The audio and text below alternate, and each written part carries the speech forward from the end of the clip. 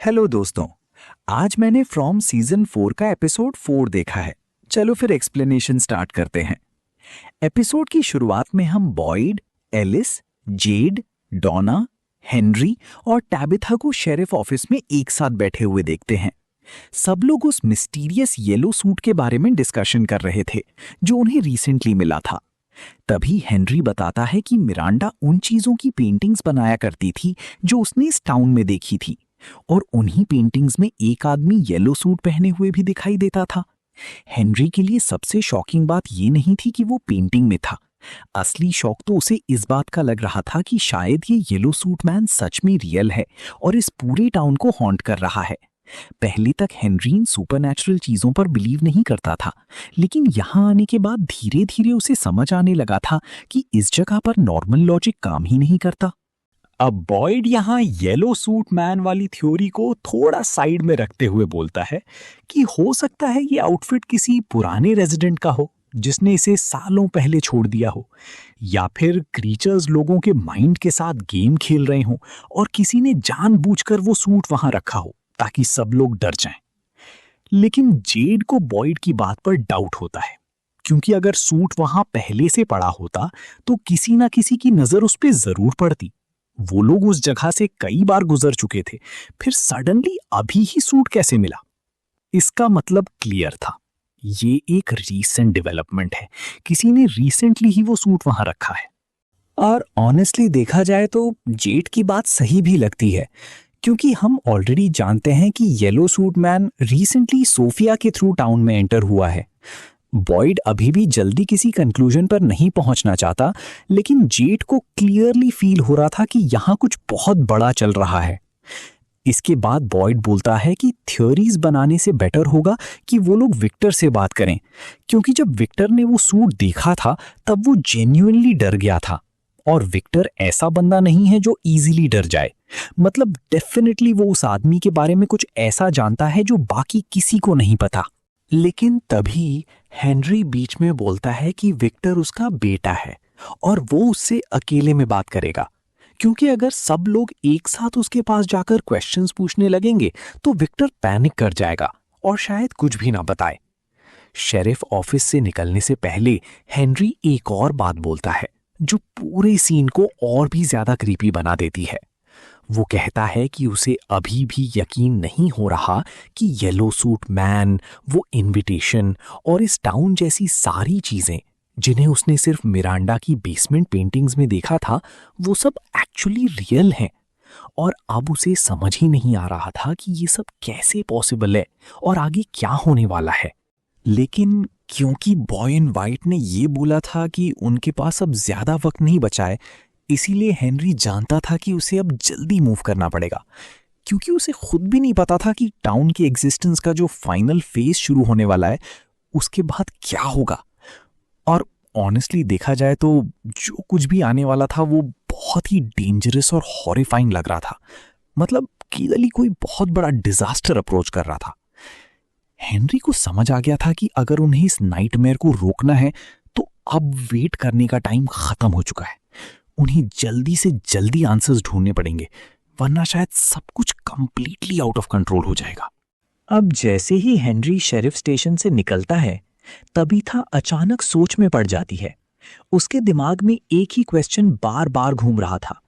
क्या हेनरी को एक्चुअली पता है कि मिरांडा के साथ उस रात क्या हुआ था?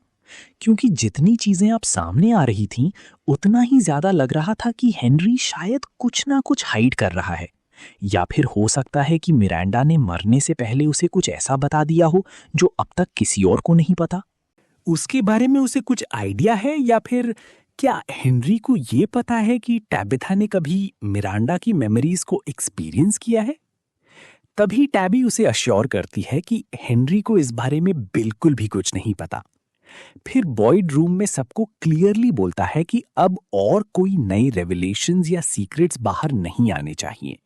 मतलब अब कोई भी हेनरी को टैबिथा और मिरांडा के कनेक्शन के बारे में नहीं बताएगा, और एलिस भी फातिमा से येलो सूट मैन के बारे में कोई डिस्कशन नहीं करेगा। फिलहाल सबको सिर्फ अपनी अपनी इन्वेस्टिगेशन पर फोकस करना है, जब तक उन्हें इस पूरे मैटर में थोड़ी क्लैरिटी नहीं मिल जाती। बेसिकली पूरे टाउन में इस टॉपिक को लेकर साइलेंस मेंटेन किया जाने वाला था। फिर जेड एक और शॉकिंग बात बोलता है। वो कहता है कि वो मैजिक मशरूम्स लेने वाला है ताकि उसकी थर्ड आई ओपन हो सके और वो अपनी पास्ट रीइंकार्नेशंस की मेमोरीज देख पाए। डॉना ये सुनते ही इंस्टेंटली मना कर देती है। वो बोलती है कि उन्हें ये तक नहीं पता कि वो मशरूम्स एक्चुअली करते क्या हैं। हो सकता है वो पॉइजनस हो।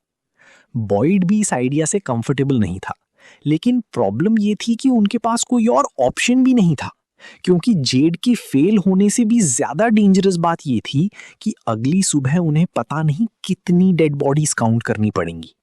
मतलब सिचुएशन ऑलरेडी इतनी खराब हो चुकी थी कि रिस्क लेना ही पड़ेगा। तभी बॉयड डॉना को बोलता है कि जब जेड अपने ड्रग ट्रिप पर होगा तब वो उसके साथ रहेगा। अगर सिचुएशन आउट ऑफ कंट्रोल होती है तो वो जेड को संभाल लेगा।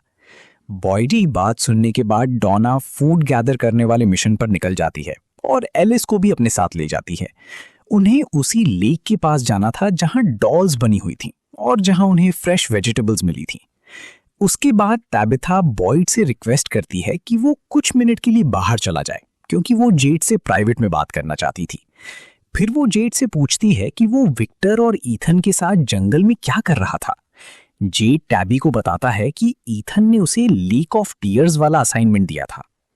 मतलब ईथन चाहता था कि वो उस जगह को ढूंढे, क्योंकि जिम ने मरने से पहले उससे उसके बारे में बताया था।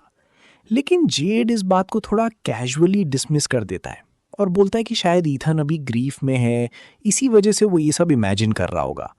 और ऑनेस्टली टैबी को भी उस वक्त ऐसा ही लग रहा था कि ईथन अपने फादर की डेथ की वजह से इमोशनली डिस्टर्ब्ड है और इसीलिए ये सब स्टोरीज बना रहा है। लेकिन मुझे पूरा यकीन है कि जब उन्हें सच में लेक ऑफ टीयर्स मिलेगी तब सबको समझ आ जाएगा कि ईथन की बातें बकवास नहीं थी। एटलीस्ट जूली तो ईथन पर पूरा ट्रस्ट करती है। एनीवेज, टैबिथा फिर जेड से माफ़ी मांगती है उन बातों के लिए जो उसने डाइनर में उससे बोली थी, स्पेशली तब जब जेड सोलमेट रीइंकार्नेशन थ्योरी लेकर उसके पास आया था, और वो भी जिम की बॉडी मिलने की इमीडिएटली बाद। अच्छी बात ये थी कि जेड उससे कोई ड्रामेटिक रिप्लाई नहीं देता। वो बस कामली बोलता है कि टैबी को सॉरी बोलने की ज़रूरत नहीं है, क्योंकि उस वक्त उसका इमोशनल स्टेट बहुत ख़राब था। अब जैसे ही टैबिथा शेरिफ ऑफिस से बाहर जाती है, बॉयड अंदर आता है और देखता है कि जेड ऑलरेडी मशरूम्स खा चुका है, और भाई ने एक दो नहीं सीधा 17-18 मशरूम्स खा लिए थे। ऑनेस्टली मुझे लगा था कि वो पहले एक मशरूम ट्राई करेगा और देखेगा कि इफेक्ट क्या होता है, लेकिन नहीं, उसे सीधा फुल ट्रिप पर जाना था ताकि क्रिस्टोफर और अपनी रीइंकार्नेशन मेमोरीज अनलॉक कर सके और शायद इस टाउन के मिस्ट्री का सल्यूशन निकल आए। एनीवेज, उसके बाद टैबी घर पहुंचती है और सुनती है कि ईथन अपने रूम में ब्रोकन रेडियो के थ्रू जिम से कांटेक्ट करने की कोशिश कर रहा था। और अगर आप यहाँ ध्यान से नोटिस करो तो पूरे सीजन में रेडियोज, वॉल्स और ओवरऑल कलर टोन में एक येलो और लाइट येलो शेड बार बार दिखाया जा रहा है, जो क्लियरली येलो सूट मैन की प्रेजेंस को सिंबलाइज करता है। जब टैबी नॉक करके रूम के अंदर आती है तो ईथन जल्दी से रेडियो छुपा लेता है, क्योंकि उसे लग रहा था कि उसकी मॉम उसकी बात पर बिलीव नहीं करेगी। फिर टैबी ईथन से पूछती है कि उसने लेक ऑफ टीयर्स के बारे में उसे क्यों नहीं बताया और हेल्प के लिए सीधा जेड और विक्टर के पास क्यों चला गया। ईथन सीधा ताबिथा को बोल देता है कि उसने अपनी मॉम को इसलिए नहीं बताया क्योंकि उसे पता था कि वो उसकी बात पर बिलीव ही नहीं करेगी। और ऑनेस्टली देखा जाए तो ईथन पूरी तरह गलत भी नहीं था। ईथन ये भी बोलता है कि वो जिम यानी अपने फादर की लास्ट बातों को सिर्फ इसलिए इग्नोर नहीं कर सकता क्योंकि टैबी को लगता है कि जिम हेलुसिनेट कर रहा था या इमेजिनरी कॉन्वर्जेशंस कर रहा था। ईथन को पूरा यकीन था कि उसके फादर की थ्योरी बिल्कुल सही है। लेक ऑफ टीयर्स ही इस टाउन से बाहर निकलने का रास्ता है, और वो तब तक नहीं रुकने वाला जब तक उसे वो लेक मिल नहीं जाती। अब यहां ताबिथा को थोड़ा गिल्टी फील होने लगता है कि उसने ईथन की बात को सीरियसली नहीं लिया। इसलिए वो अपने बेटे से बोलती है कि अपना बैकपैक रेडी करे, क्योंकि अब वो खुद ईथन की हेल्प करेगी इस मिस्टीरियस लेक को ढूंढने में। दूसरी तरफ जूली और रैंडल बस के अंदर बैठे होते हैं और दोनों ईथन की बुक्स चेक कर रहे होते हैं। शुरुआत में उन्हें कुछ भी यूजफुल नहीं मिलता, लेकिन फिर रैंडल को एक बहुत इंपॉर्टेंट क्लू मिलता है। एक बुक में स्टोरी वॉकर नाम का वर्ड लिखा होता है। हमें एक छोटी सी ग्लिम्स मिलती है एक फिक्शनल कैरेक्टर की जिसका नाम फ्रेड होता है। वो एक एलिवेटर रिपेयरमैन है जो वीकेंड्स में स्टोरीज के अंदर वॉक करता है और चीजें फिक्स करता है। मतलब क्लियरली ये कॉन्सेप्ट जूली की पावर से कनेक्टेड लग रहा था। लेकिन जूली और रैंडल इस टॉपिक को और ज्यादा एक्सप्लोर कर पाते उससे पहले ही ताबिथा बस में आ जाती है और दोनों जल्दी से बुक्स छुपा देते हैं, क्योंकि जूली नहीं चाहती थी कि उसकी मॉम को उसकी सीक्रेट मिशन के बारे में पता चले। और ऑनेस्टली उसकी एबिलिटी काफी डेंजरस भी थी, क्योंकि उसकी जान को भी रिस्क था।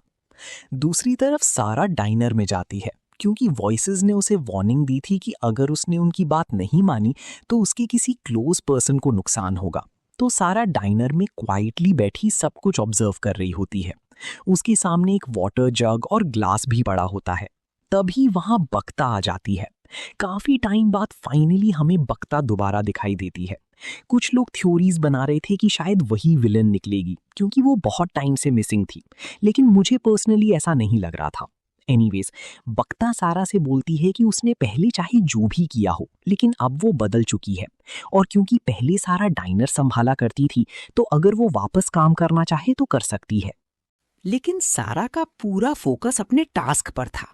वो पानी पीती है, लेकिन जब कंटैमिनेटेड पानी को जग में वापस डालने का मोमेंट आता है तो वो हेजिटेट कर जाती है और बख्ता से ग्लास हटाने को बोल देती है। तभी बैकग्राउंड में हमें सोफिया दिखाई देती हैं। वो ब्रिज के पास वॉक कर रही होती हैं और डेल की टूम को देख रही होती हैं, जो बॉटल ट्री इंसिडेंट के बाद वॉल में फ्यूज हो गया था। और ऑनेस्टली वो सीन थोड़ा डार्कली फनी भी लगता है। डाइनर के अंदर से क्रिस्टी और मरियल भी सोफिया को देख रहे होते हैं और उसके लिए सिंपैथी फील कर रहे होते हैं। उन्हें लग रहा होता है कि बेचारी सोफिया कितनी लोनली और ब्रोकन है, जबकि रियलिटी में शायद येलो सूट मैन उसके थ्रू उन सबको देखकर अंदर ही अंदर हंस रहा था कि कैसे उसने डेल को मैनिपुलेट करके मरवा दिया। और फिर जैसे ही येलो सूट मैन को रियलाइज होता है कि सारा ने उसका टास्क कंप्लीट नहीं किया, वो अपनी पावर प्रूव करने के लिए खुद ही एम्प्टी पूल में जानबूझकर गिर जाता है। सोफिया अपने हाथ के बल गिरती है और उसका हैंड फ्रैक्चर हो जाता है, या कम से कम सबको ऐसा लगता है। शायद उसने ये सिर्फ सारा को फाइनल वार्निंग देने के लिए किया था, ताकि वो वॉइसेस की बात मान ले। बेसिकली ये सारा के लिए एक लास्ट चांस था। और फाइनली सारा वही करती है जो येलो सूट मैन की वॉइसेस उससे बोल रही थी। वो कंटैमिनेटेड पानी को जग में डाल देती है। अब जब क्रिस्टी और मैरियल सोफिया के फ्रैक्चर का ट्रीटमेंट कर रहे होते हैं, तब सोफिया सडनली एब्राहम की स्टोरी सुनाना स्टार्ट कर देती है। क्लियरली येलो सूट मैन ने उनके माइंड्स रीड कर लिए थे, क्योंकि वो दोनों गॉड और प्रेयर्स पर ट्रस्ट नहीं करते थे। सोफिया बताती है कि एक दिन गॉड ने इब्राहिम से कहा था कि वो अपने बेटे की सैक्रिफाइस दे, और इब्राहिम उसके लिए रेडी भी हो गया था। लेकिन लास्ट मोमेंट पर गॉड ने उसे रोक दिया और एक बकरे की बलि देने को कहा। मतलब गॉड कभी उसके बेटे को मरवाना ही नहीं चाहता था, वो सिर्फ इब्राहिम की फेथ टेस्ट कर रहा था। और यही पैरेलल यहाँ भी दिखाया गया है। मतलब सारा का भी टेस्ट लिया जा रहा था, और येलो सूट मैन क्लियरली खुद को गॉड समझने लगा है। एक और इंटरेस्टिंग डिटेल ये थी कि उससे पहले क्रिस्टी और मैरियल डाइनर में बैठकर एग्जैक्टली यही डिस्कस कर रहे थे कि उन्हें प्रेयर्स और गॉड पर ज्यादा ट्रस्ट नहीं है। वो ये भी बोल रहे थे कि सोफिया का स्पिरिचुअलिटी से कनेक्ट होना शायद उसे इमोशनली रिलीफ दे रहा है। लेकिन ऑब्वियसली हमें पता है कि सोफिया का फ्रैक्चर फेक था। ये सब सिर्फ सारा को डराने और मैनिपुलेट करने के लिए किया गया था, ताकि वो मान ले कि वॉइसेस सच में पावरफुल हैं। और एंड में हमें दिखाया जाता है कि वो कंटैमिनेटेड वाटर वाला जग ड्रेन में डाला जा रहा है। मतलब बक्ता और बाकी लोग बच गए। बेसिकली सोफिया और येलो सूट मैन सिर्फ ये देखना चाहते थे कि सारा कितनी ओबीडिएंट है। क्या वो पहले की तरह फिर से उनकी हर बात मानेगी या नहीं। इससे एक बहुत इंटरेस्टिंग बात समझ आती है कि कई बार हमारा डर उस चीज से भी ज्यादा डेंजरस बन जाता है जो एक्चुअली हमें हर्ट कर रही होती है। दूसरी तरफ एलिस डॉना के साथ फूड कलेक्शन मिशन पर निकलता है, उसी जगह पर जहां पहले उन्हें फ्रेश वेजिटेबल्स मिली थीं। लेकिन हम क्लियरली देखते हैं कि एलिस का वहां जाने का बिल्कुल मन नहीं होता। वो फातिमा के पास ही रुकना चाहता था ताकि इंश्योर कर सके कि वो ठीक रहे। लेकिन सरप्राइजिंगली फातिमा खुद उसे वहां भेज देती है। वो प्रिटेंड करती है कि सब कुछ बिल्कुल नॉर्मल है और टेंशन लेने वाली कोई बात नहीं है। जाने से पहले एलिस केनी को स्ट्रिक्ट इंस्ट्रक्शंस देता है कि उसे कॉलोनी हाउस को सेफ रखना है, स्पेशली फातिमा पर नजर रखनी है। उधर टैबिथा और ईथन भी डॉना की टीम ज्वाइन कर लेते हैं क्योंकि उन्हें सीक्रेटली लीक ऑफ टीयर्स को सर्च करना था, और वो दोनों टीम के साथ इसलिए जा रहे थे ताकि किसी को उन पर डाउट ना हो। जैसे ही डॉना और बाकी लोग निकलते हैं, फातिमा तुरंत अपने रूम में चली जाती है। हम देखते हैं कि उसने रूम को ऑलमोस्ट पूरी तरह मिट्टी से भर दिया था, लेकिन फातिमा उसे कैजुअली एक्सक्यूज कर देती है, बोलते हुए कि अपैरेंटली वो मिट्टी पर खुद काम कर रही थी। बाद में केनी नोटिस करता है कि ऊपर से ब्लैक कलर का लिक्विड लीक हो रहा है जो बिल्कुल मिट्टी या स्लज जैसा लग रहा था। जब वो उस लीक का सोर्स चेक करने ऊपर जाता है, तब वो डायरेक्टली फातिमा के रूम तक पहुंच जाता है और वहां का सीन काफी क्रीपी होता है। फातिमा उसी मिट्टी से, जो ऑलमोस्ट किसी ककून या किले जैसी लग रही थी, कुछ अजीब सा बना रही होती है। उसके बाद हम जेड को देखते हैं, जो मशरूम्स की इफेक्ट्स की वजह से फुल ट्रिप में जा चुका होता है। सीन फिर बॉयड पर शिफ्ट होता है, जो एबी की चीजों को देख रहा था। वो एबी की दी हुई वेडिंग रिंग निकालता है और उस पर बने इन्फिनिटी सिंबल को ऑब्जर्व करने लगता है।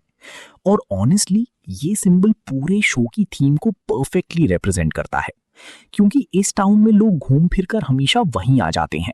जो इवेंट्स अब हो रहे हैं वो शायद पहले भी कई बार रिपीट हो चुके हैं। इन्फिनिटी सिंबल बेसिकली इस एंडलेस साइकिल को रिप्रेजेंट कर रहा था। लेकिन बॉयड की थिंकिंग तब इंटरप्ट हो जाती है जब केनी जल्दी से शेरिफ स्टेशन में आता है और उसे कॉलोनी हाउस चलने के लिए बोलता है। और इसी सीरियस कॉन्वर्सेशन के बीच एक छोटा सा फनी मोमेंट भी आता है। जेड, जो अभी भी मशरूम्स के हाई में होता है, बॉयड से पूछता है कि क्या केनी सच में रूम में खड़ा है या फिर वो भी उसके हेलुसिनेशंस का पार्ट है, क्योंकि जेड को लग रहा था कि मशरूम्स की वजह से वो ऑलरेडी हाई हो चुका है और शायद केनी भी उसकी इमेजिनेशन का पार्ट हो। तब बॉयड उसे कंफर्म करता है कि नहीं, केनी सच में रूम में खड़ा है। और ये सुनते ही जेड काफी डिसअपॉइंटेड हो जाता है, क्योंकि इसका मतलब था कि मशरूम्स अभी तक कोई भी इफेक्ट नहीं दिखा रहे थे। ना कोई विजन आई, ना कोई मेमोरी अनलॉक हुई। खैर, उसके बाद बॉयड और केनी कॉलोनी हाउस पहुंच जाते हैं। केनी फातिमा के रूम के बाहर वेट करता है, जबकि बॉयड अंदर जाकर समझने की कोशिश करता है कि फातिमा एक्चुअली कर क्या रही है। तब फातिमा बताती है कि वो एक मॉन्स्टर बना रही है, स्पेसिफिकली एक गोलम।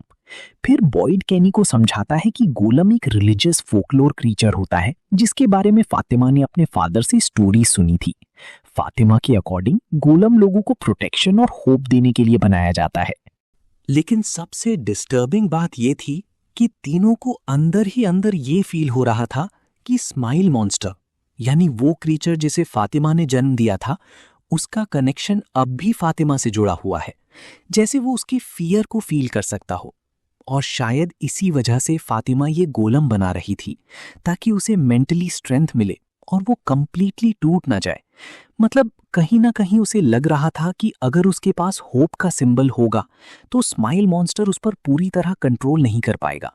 बॉयड फिर केनी से बोलता है कि उन्हें फातिमा को थोड़ा स्पेस देना चाहिए, लेकिन केनी उसे अकेला छोड़ना नहीं चाहता था, क्योंकि उसे लग रहा था कि ये सिर्फ इमोशनल ब्रेकडाउन नहीं है, बल्कि किसी और ज्यादा सीरियस मेंटल या सुपरनैचुरल प्रॉब्लम का साइन है।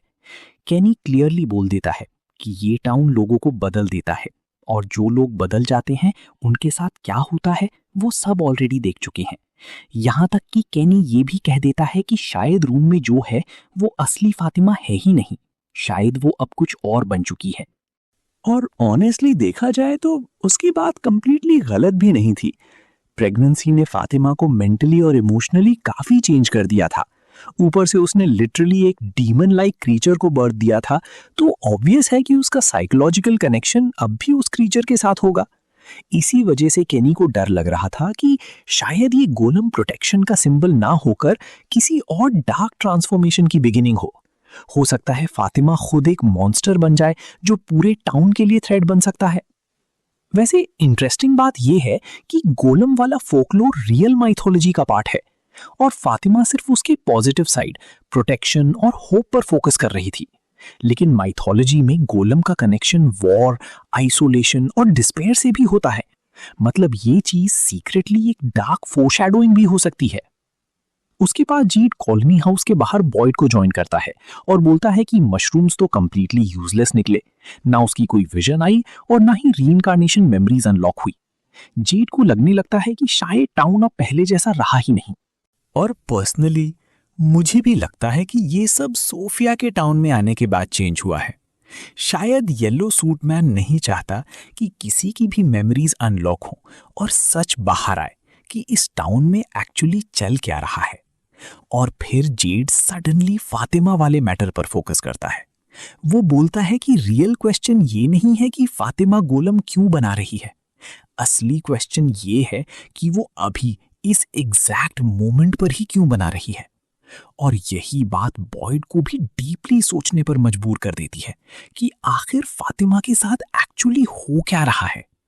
जेड के सवाल के बाद बॉयड और केनी डायरेक्टली फातिमा के रूम में जाते हैं ताकि उससे पूछ सकें कि वो अचानक अभी गोलम क्यों बना रही है। तब फातिमा फाइनली सच बताती है। वो कहती है कि उसका स्माइली क्रीचर के साथ एक स्ट्रेंज कनेक्शन बन चुका है। जो स्माइली फील करता है वो फातिमा को भी महसूस होता है, और जो फातिमा फील करती है वो क्रीचर भी फील करता है। सबसे स्कैरी बात ये थी कि स्माइली को फातिमा के डर से प्लेजर मिल रहा था। इसी वजह से फातिमा गोलम बना रही थी ताकि वो इस डार्क कनेक्शन को तोड़ सके और फियर की जगह स्ट्रेंथ और करेज फील कर सके। ये बात सुनने के बाद बॉयड और केनी थोड़ा रिलैक्स हो जाते हैं और डिसाइड करते हैं कि फिलहाल फातिमा को उसका काम करने दिया जाए। केनी तो यहाँ तक बोल देता है कि वो बाकी सबको भी कह देगा कि फातिमा को थोड़ा अकेला छोड़ दें। लेकिन तभी एक और वियर्ड चीज होती है। जब बॉयड कॉलोनी हाउस की स्टेयर्स से नीचे आ रहा होता है, उसे एबी की वेडिंग रिंग स्टेयर्स पर रोल होती हुई दिखाई देती है। और यहां कंफ्यूजन ये थी कि बॉयड वो रिंग अपने साथ लेकर घूम ही नहीं रहा था, तो फिर वो अचानक वहां आई कैसे? क्या वो उसकी पॉकेट से गिर गई या फिर टाउन ने खुद उसे वहां अपीयर किया? जो भी था, बॉयड को लगता है कि उसे कोई इंपॉर्टेंट रियलाइजेशन हुई है। उसके बाद बॉयड जेड को लेकर वापस शेरिफ स्टेशन चला जाता है। वहां जाकर वो एबी के बॉक्स में रखी ओरिजिनल रिंग निकालता है और स्टेयर्स वाली रिंग से कंपेयर करने की कोशिश करता है। लेकिन शॉकिंगली स्टेयर्स वाली रिंग अचानक गायब हो चुकी होती है। मतलब क्लियरली इस टाउन में कुछ बहुत ही डेंजरस और रियलिटी ब्रेकिंग चीजें चल रही हैं। दूसरी तरफ हेनरी कॉलोनी हाउस के अंदर विक्टर को इधर उधर वॉक करते हुए देखता है। विक्टर बार बार ये चेक करने की कोशिश कर रहा था कि क्या ट्रीज फिर से मूव हुए हैं या नहीं, क्योंकि हम जानते हैं कि इस टाउन में ट्रीज का मूव होना यूजुअली किसी बड़े चेंज या डिजास्टर का साइन होता है। क्योंकि बीच में विक्टर ने ये सब मेजर करना ऑलमोस्ट छोड़ दिया था। अब सीजन 1 में ईथन ने भी विक्टर को ये स्ट्रेंज काम करते हुए नोटिस किया था।